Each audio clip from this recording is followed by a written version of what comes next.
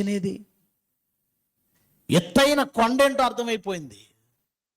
సంఘము యొక్క గొప్పతనం ఏంటో నిజం చెప్పనా, మీరొకసారి సంఘములోనికి వచ్చారంటే పరలోకములో కూర్చున్నట్టే. గతంలో చెప్పాను చాలాసార్లు, మళ్ళీ జ్ఞాపకం చేస్తున్నాను. మీరు సంఘంలోకి వచ్చారంటే మీరు ఎక్కడ కూర్చున్నట్టు తెలుసా? పరలోకంలో కూర్చున్నట్టు.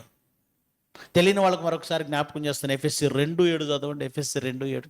క్రీస్తు యేసునందు మనలను ఆయనతో కూడా లేపాడట. యేసుక్రీస్తుతో పాటు మనల్ని లేపాడట, మృతుల్లో నుండి లేపాడట. పరలోకమందు ఆయనతో కూడా కూర్చుండబెట్టి. మీరెప్పుడు క్రీస్తుతో పాటు మృతుల్లో నుండి ఎప్పుడు లేచారు చెప్పండి? నేను మృతుల్లో నుండి లేచానండి అన్నవాళ్ళు చేయొద్దండి. నేను క్రీస్తుతో పాటు మృతుల్లో నుండి లేచానండి అన్నవాళ్ళు చేయొద్దండి.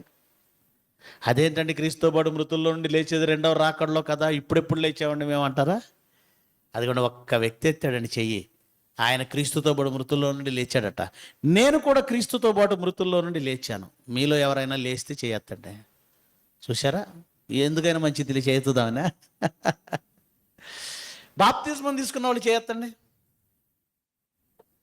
మీరు ఎందుకు తీసుకున్నారో తెలియకుండా తీసుకున్న క్యాండిడేట్లు అనమాట. అయితే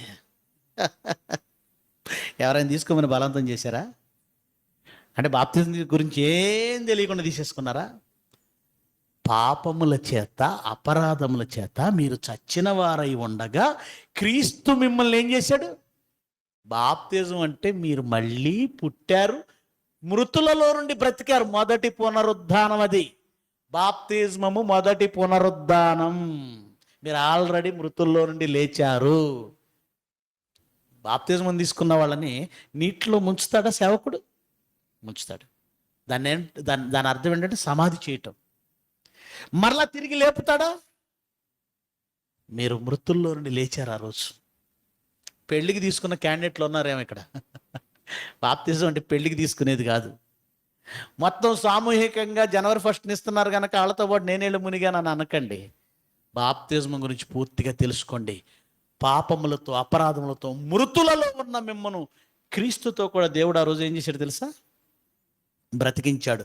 ఆల్రెడీ బాప్తిజం తీసుకున్న వారంతా మొదటి పునరుద్ధానం చెందారు.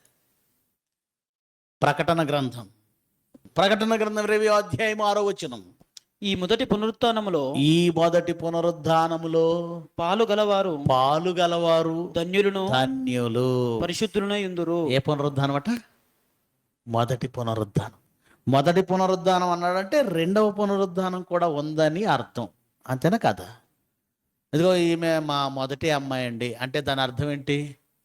రెండో అమ్మాయి ఉందని చెప్పాల్సిన అవసరం లేదు. మొదటి అమ్మాయి అన్నప్పుడే రెండో అమ్మాయి. రాజుగారికి మొదటి భార్య అన్నామంటే ఇంక చెప్పనవసరం లేదు రాజుగారికి.